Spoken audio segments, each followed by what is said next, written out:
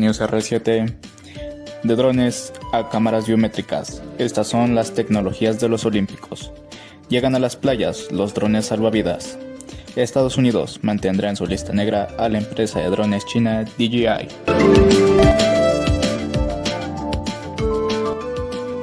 ¿Qué tal, queridos amigos de News R7? Es un gusto darles la bienvenida a nuestra 11ª emisión en este espacio informativo y de opinión con las noticias más importantes de la semana. Mi nombre es David y comenzamos.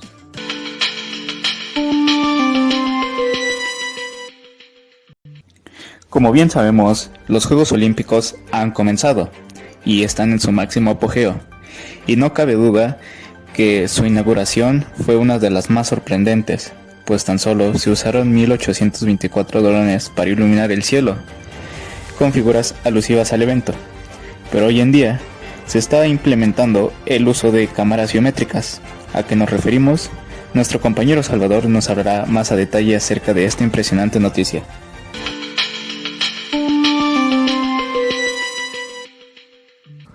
Hola David, es un gusto estar con ustedes nuevamente.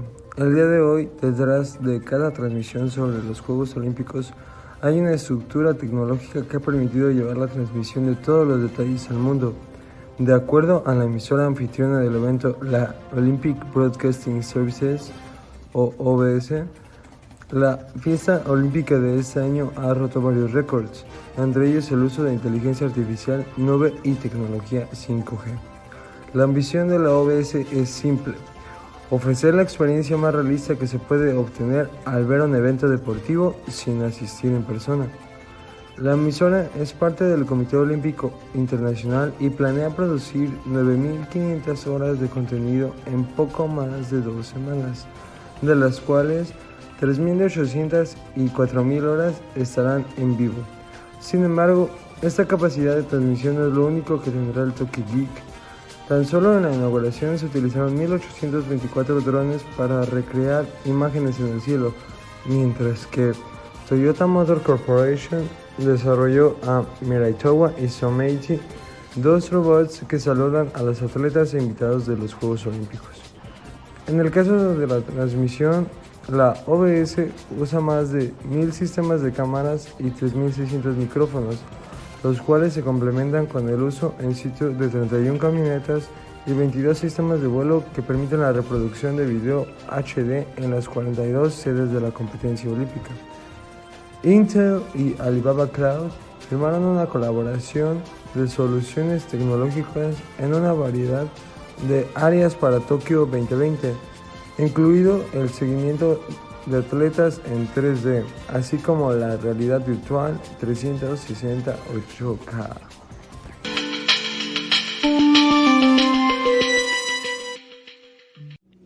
Muchas gracias, Salvador, por esta interesante noticia. Sin lugar a dudas, Japón nos sigue impresionando con el tema de los Juegos Olímpicos. Seguimos con más noticias, y esta vez nos enfocamos en los drones salvavidas. Estos drones tienen una cámara térmica que permite localizar a las personas en muy pocos minutos, y esto le permite al equipo que sea lanzado al agua y llegue a una posición muy exacta. Nuestra compañera Jimena nos tiene más detalles sobre este increíble dron.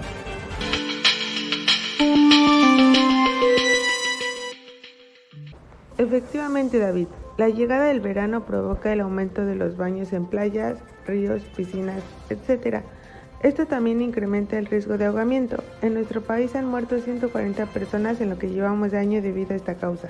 2 de las premisas más importantes cuando alguien se está ahogando son la rápida actuación y que la persona que está en el agua mantenga la calma. Ahora, los servicios de emergencia de algunos arenales españoles incorporarán los drones salvavidas, tal y como ha destacado Antena 3 Noticias.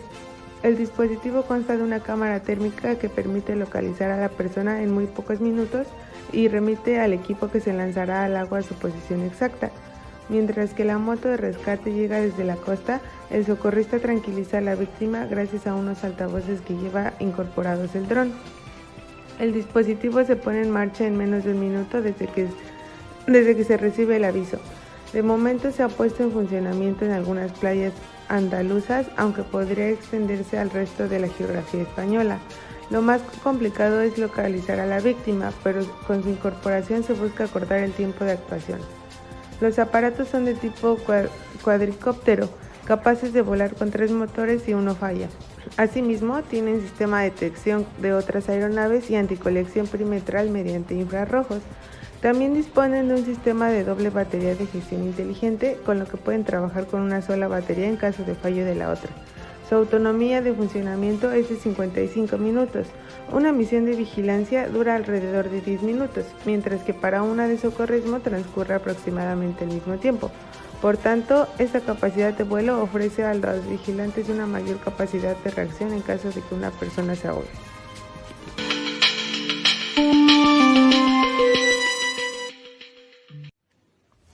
Muchas gracias, Jimena, por esta increíble noticia.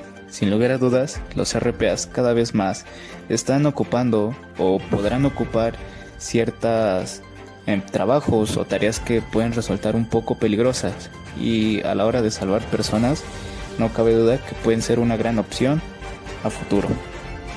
Continuamos con más noticias, ya que esta vez en Estados Unidos el Departamento de Defensa considera que los drones de la empresa china DJI representan una amenaza de ciberseguridad. Nuestro compañero Alejandro nos tiene más detalles sobre esta impactante noticia.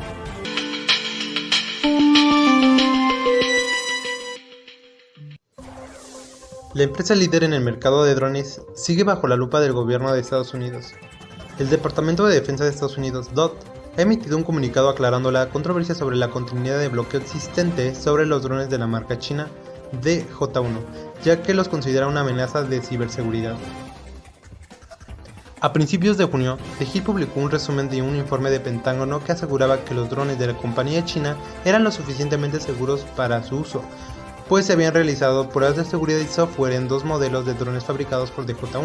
No obstante, el DOD salió a descalificar tal información y reiteró la amenaza potencial que representan los drones de DJI para la seguridad estadounidense. Un informe reciente indicó que se habían encontrado que ciertos modelos del sistema DJI estaban aprobados para adquisición y operaciones para departamentos y agencias gubernamentales de Estados Unidos. Este informe fue inexacto y descoordinado, y su publicación no autorizada está siendo revisada por el departamento, agregó el DOD en el comunicado. Por su parte, la compañía china expresó sus declaraciones a través del medio The Verge, asegurando que sus productos son seguros de utilizar y no son una amenaza para el país. El DOD le dijo a DJI que se realizó una revisión de seguridad técnica interna que involucra todo el código fuente de los productos de DJI, y que este análisis técnico profundo confirmó que los productos de DJI no muestran un código malicioso. Nunca se ha presentado ninguna evidencia que apoye la noción que los productos de DJI son una amenaza para la seguridad nacional, añadió la empresa. Desde enero de 2018, el DOD impuso un bloqueo a todos los drones comerciales para su uso en agencias gubernamentales, independientemente de la marca. No obstante, para el 2019, el Congreso estadounidense aprobó una ley que prohíbe el uso de drones y componentes fabricados en China, por lo que el gobierno suspendió alrededor de 500 drones que estaban a disposición del Estado. Asimismo, una iniciativa legislativa prohibiría al gobierno comprar drones chinos durante 5 años a partir del 2023, por lo que se tendrá que buscar nuevas compañías de drones.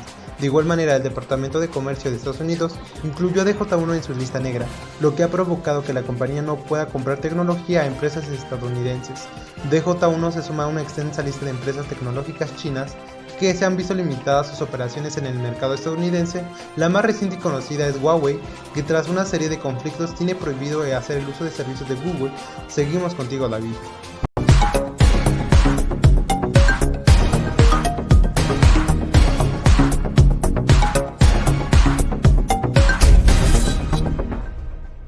Muchas gracias, Alejandro, por esta impactante noticia, y dejamos a un lado la información para ir con nuestra compañera Abby, quien nos trae una nueva entrevista especial. Vamos contigo, Abby. Gracias, David. ¿Qué tal, chicos? ¿Cómo están? Espero que se encuentren muy bien. Sean bienvenidos una vez más a esta segunda sección de Aventurándonos. El día de hoy nos encontramos con el ingeniero en aeronáutica Eric Salvador Gómez. Ingeniero, sea bienvenido a este programa. Hola, ¿qué tal? Mi nombre es Eric Salvador Gómez, soy ingeniero en aeronáutica y además también soy licenciado en Derecho. El día de hoy me pidieron que explicara qué es la categoría a la cual hacen referencia en muchos medios, sobre todo qué significa también ese cambio de categoría. Y bueno, sin más preámbulos, pues vamos a comenzar. Hoy tenemos un tema muy importante acerca de lo que está pasando actualmente con el Aeropuerto Internacional de la Ciudad de México o AICM. Hace semanas se lanzó un comunicado indicando un cambio de categoría. Es por eso que el ingeniero Eric nos platicará sobre su estudio de este tema. Así que adelante, Eric, lo escuchamos.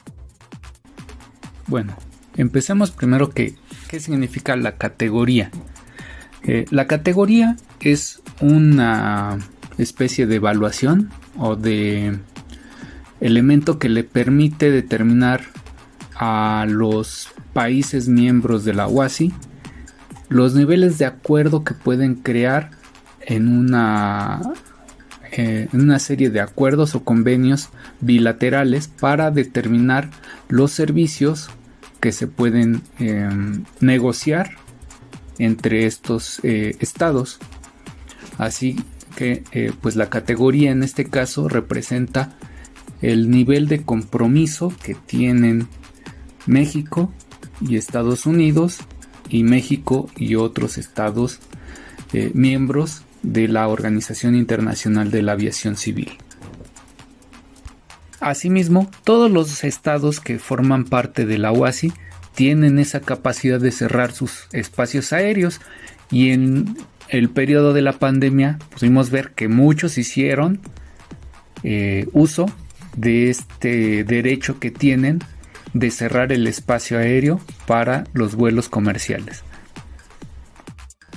Un problema que ha tenido México es el cumplimiento de las normas, ya que anteriormente con la ley de metrología y normalización que existía en México, las normas tenían una caducidad de 5 años. Si no se renovaban o si no se les daba una aprobación, estas normas quedaban obsoletas, ya no eran de carácter obligatorio. Ese fue uno de los problemas que se incrementó a medida que iba pasando el tiempo, porque muchas de las normas quedaron obsoletas. Ahora la pregunta es, ¿por qué se degradó a México a una categoría 2? Bueno, durante la auditoría, los auditores de la Agencia Federal de Aviación de Estados Unidos determinaron que la autoridad mexicana o la Agencia Federal de Aviación Civil mexicana era o no poseía las leyes o reglamentos necesarios para complementar la certificación y vigilancia de los transportadores aéreos. Cuando hablamos de transportadores aéreos, hablamos de aerolíneas, hablamos de taxis aéreos, o podemos hablar también de los transportadores de carga. También se determinó que la Agencia Federal de Aviación Civil o la AFAC mexicana no posee la experiencia técnica, recursos tampoco se cuenta con la institucionalización para otorgar licencias y vigilar las operaciones de los transportistas aéreos. También dentro de esto se determinó que el personal técnico de aviación, o en este caso los inspectores, no estaban debidamente entrenados o calificados. Otro de los puntos que se estableció que no cumple la Agencia Federal de Aviación Civil fue que no suministra las guías adecuadas a los inspectores que se van a cerciorar de que los operadores, permisionarios, concesionarios estén cumpliendo y que estén ejecutando los estándares mínimos internacionales. También otra cosa que es importante es que la autoridad, en este caso la Agencia Federal de Aviación Civil, no posee la documentación o registros de certificación y tampoco presentó una adecuada vigilancia continua, importante ese término, porque sí hacía inspecciones, pero no eran continuos, y la documentación que presentaba estaba mal administrada o en algunos casos pues era inexistente.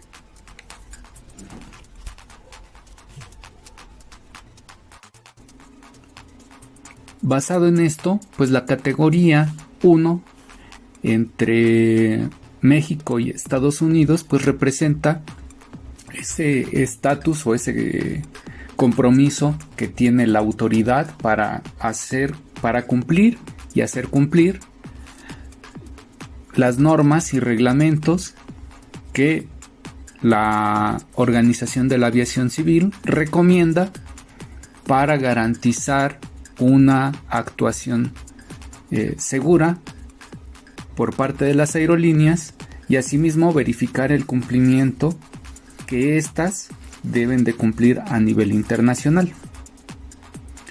La categoría 1 le permite a México y Estados Unidos pues establecer acuerdos comerciales entre sus aerolíneas, donde México o las aerolíneas mexicanas pueden solicitar al gobierno de Estados Unidos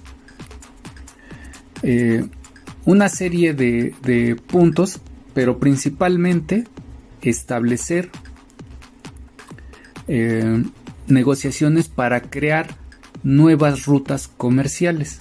Por tanto, cualquier aerolínea mexicana con la categoría 1 puede solicitar nuevas rutas aéreas para realizar vuelos comerciales de pasajeros o carga hacia Estados Unidos y por supuesto viceversa. La categoría 2 implica que se pierden estos acuerdos, no se pierden los que ya existen, es decir, si ya hay aerolíneas mexicanas volando hacia Estados Unidos, podrán seguir volando hacia Estados Unidos, pero no podrán abrir nuevas rutas aéreas de México hacia Estados Unidos. No ocurre lo mismo al revés. ¿Por qué? Porque Estados Unidos tiene la categoría 1. Otro elemento que también afecta en este punto durante la caída es los acuerdos comerciales. En este tipo de tratados bilaterales entre México y Estados Unidos se determina el uso de los códigos compartidos. ¿Qué es un código compartido? Bueno, básicamente, si queremos hacer una referencia un poco más entendible, es como establecer una ruta que dos aerolíneas pueden explotar con un solo permiso. Por ejemplo, a Estados Unidos tiene Aeroméxico o en este caso Volaris, tienen rutas aéreas y tienen acuerdos comerciales. Aeroméxico tiene un acuerdo comercial con Delta Airlines. Entonces México tiene un código para ese vuelo que podría ser hacia Las Vegas o hacia Chicago, no sé, algo ahí depende pues de los permisos que tengan para este vuelo. Bueno, ese código que tiene Aeroméxico, al haber un acuerdo comercial con Delta Airlines puede vender boletos y hacerse corresponsable de ese vuelo. Así, entonces, en la aeronave van personas que compraron boletos por Aeroméxico o por Delta Airlines, donde el operador es Aeroméxico. Y también puede hacerse al revés. Puede ser que el operador sea Delta Airlines y Aeroméxico haya vendido boletos por parte de pues su compañía de Aeroméxico. ¿Qué pasa con estas aerolíneas cuando cae la categoría? ¿Qué pasa con los códigos compartidos? Bueno, una de las situaciones que le pone la autoridad a sus aerolíneas es que no pueden vender boletos de líneas aéreas con categoría 2. Por ejemplo, esta alianza que puede existir entre Delta y Aeroméxico se vería debilitada porque Delta no podría vender boletos de código compartido con Aeroméxico. Y la razón es sencilla. Si México no tiene la categoría 2 porque no garantiza que se estén cumpliendo o que las aerolíneas estén cumpliendo con las recomendaciones internacionales, pues implica que las aerolíneas podrían o no estar en falta, por ejemplo, en condiciones de aeronavegabilidad, porque no hay garantía de los mantenimientos. Si el gobierno mexicano, para nosotros conocido como la Agencia Federal de Aviación Civil, no tiene ese grado de certeza de hacer cumplir la reglamentación internacional, eso es lo que repercute en la aerolínea. Repercute que no tiene tampoco ese grado de certeza para garantizar los vuelos seguros hacia Estados Unidos. Por eso no le permiten a esas empresas en código compartido pues hacerse corresponsables, para que así pues si ocurre algún accidente, el que sería totalmente responsable sería, en nuestro caso, Aeroméxico. Hay algunas dudas razonables que se derivan de esta caída de categoría. ¿Puede Estados Unidos impedir que las aeronaves mexicanas vuelen en el territorio mexicano? La respuesta es no. El gobierno mexicano es totalmente autónomo y no tiene injerencia otro estado sobre los permisos de vuelo sobre el territorio mexicano. Por tanto, aquí la máxima autoridad sigue siendo la Agencia Federal de Aviación Civil y ellos determinan quién sí puede volar y quién no puede volar sobre territorio mexicano. Lo mismo Estados Unidos. Sobre su territorio, él determina quién puede volar y quién no puede volar. Uno de los casos que vimos desafortunado fue durante el atentado del 11 de septiembre, donde el gobierno de Estados Unidos cerró todo el espacio aéreo al vuelo comercial.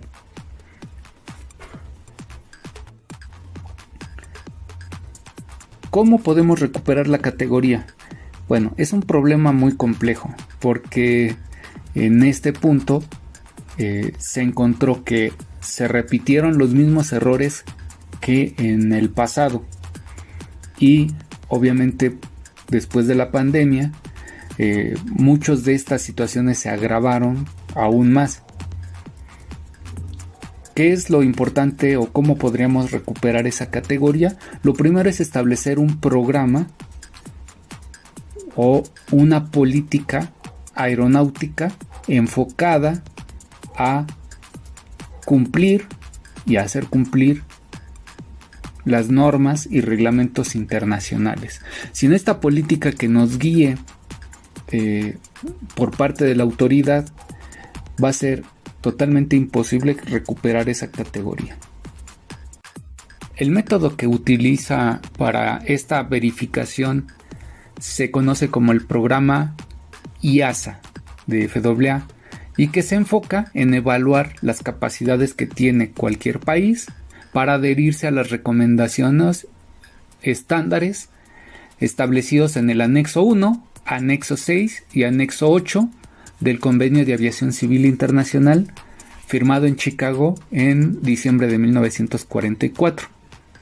Esta evaluación pues ayuda a determinar si la autoridad aeronáutica de un país cumple con estos estándares.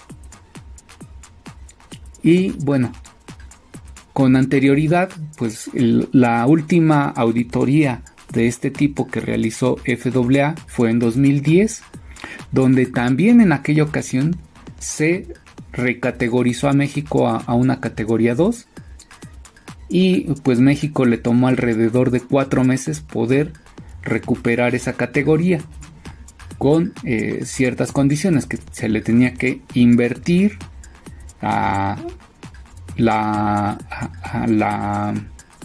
que le tenía que haber una mayor inversión en personal, capacitación, calificación, software, y había que tener un cambio de instalaciones, porque las instalaciones que tenían en aquel momento eran muy pequeñas y estaban muy lejos de el aeropuerto. Se cumplió con que se amplió el tamaño, pero no se cumplió con que estuviera más cerca del aeropuerto. Ese es, por ejemplo, uno de los puntos.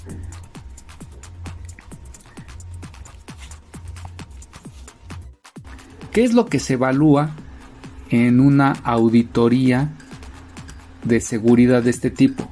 Bueno, básicamente son 8 puntos. Estos 8 puntos se conocen como elementos críticos. Y estos elementos críticos son, primero, la legislación aeronáutica básica, que el Estado tenga las normas, reglamentos o leyes recomendados por la autoridades internacionales, o estas legislaciones también pueden ser recomendaciones de la Organización de Aviación Civil Internacional. El segundo es que esas legislaciones tengan ya reglamentos más específicos o normas que te digan cómo hacer o cómo cumplir con esa legislación internacional. El tercer elemento crítico son que estén bien delimitadas las funciones del Estado que van a verificar o que van a cubrir la necesidad de verificar que se esté cumpliendo con estos reglamentos por parte de los operadores,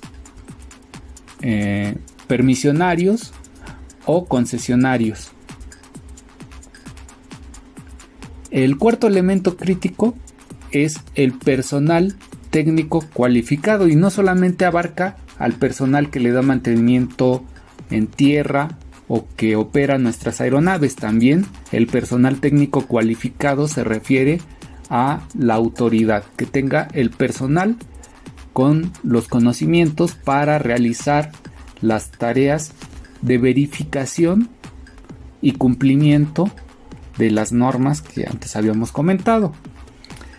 El quinto elemento es la orientación técnica, que se tengan los instrumentos y suministros de información por parte del gobierno hacia los concesionarios o permisionarios u operadores aéreos. Entonces, toda la industria aérea también debe de estar bien orientada y bien informada para poder establecer estos primeros 5 principios. Inclusive se les conoce como el establecimiento o la fase de establecer en un sistema de seguridad operacional. También es importante saber quién solicita esas auditorías, cómo es que se evalúa esa categoría. Bueno, dentro de este principio de la auditoría, de la evaluación de la categoría, es un requisito que establece la Organización de Aviación Civil Internacional. ¿Y quién puede hacer estas auditorías? Bueno, todos los estados. todo estado que forme parte de la Organización de Aviación Civil Internacional puede solicitar que se le haga una evaluación a cualquier otro estado para garantizar la seguridad de las operaciones dentro de su propio territorio. Por esta razón, pues, Estados Unidos puede solicitar ante la autoridad, ante la Organización de Aviación Civil Internacional, una evaluación, una auditoría de seguridad a el gobierno mexicano, al gobierno canadiense, al gobierno europeo, para garantizar su seguridad o la seguridad de sus aeronaves. También hay auditorías programadas, esas, digamos que las primeras que son solicitadas por los gobiernos, no son programadas, pueden solicitarlas en el momento en que ellos se sientan vulnerables. La segunda son auditorías programadas, en nuestro caso era una auditoría programada y así es como se realizó esa auditoría. Otra parte, ¿por qué nos audita el gobierno de Estados Unidos? Bueno, en principio porque todos, en este caso no es solamente una autoridad, solamente autoridades pueden hacer ese tipo de auditorías. No puede venir empresas privadas a hacer auditorías, tiene que ser autoridades. Y por tanto, pues también México puede hacer esas auditorías, y en anteriores situaciones, pues México ha participado en auditorías de este tipo, por ejemplo al gobierno de Guatemala, al gobierno de Honduras, donde principalmente pues una situación por la cual México hace este tipo de auditorías es por el idioma y por en aquel tiempo pues porque se tenía la categoría 1. En la fase de implementar encontramos los últimos 3 elementos críticos que se utilizan durante una valoración de categoría. Uno de estos elementos son las obligaciones y los otorgamientos de licencias, certificaciones, autorizaciones y aprobaciones, así como por ejemplo las concesiones, permisos. Todo eso debe de tener ciertas obligaciones que se deben de estar cumpliendo y cómo se van a cumplir. La parte de los elementos críticos número 7, que habla sobre las obligaciones de la vigilancia, pues habla que el Estado debe de establecer los principios para verificar el cumplimiento de estas obligaciones que se están determinando en los permisos, en las licencias, en las certificaciones, en las autorizaciones. Entonces, esta es la corresponsabilidad. Una nos habla de la responsabilidad que tienen la industria y la otra nos habla de las obligaciones que tiene el Estado para hacer cumplir todo lo que anteriormente habíamos establecido. Y el último elemento crítico es el método que tiene el Estado para solucionar los problemas de seguridad operacional o de seguridad de la aviación civil y obviamente basado en este punto pues cubrir las necesidades de la industria aeronáutica. Es increíble lo que aprendemos de este estudio. Sin duda representa un gran cambio para la aviación mexicana. Muchas gracias, Eric, por tomarte este tiempo y podernos explicar. Esperamos verte pronto. Bueno chicos, muchas gracias por esta segunda sección. Recuerden que pueden dejar sus dudas en la caja de los comentarios. Mi nombre es Abigail y seguimos contigo, David.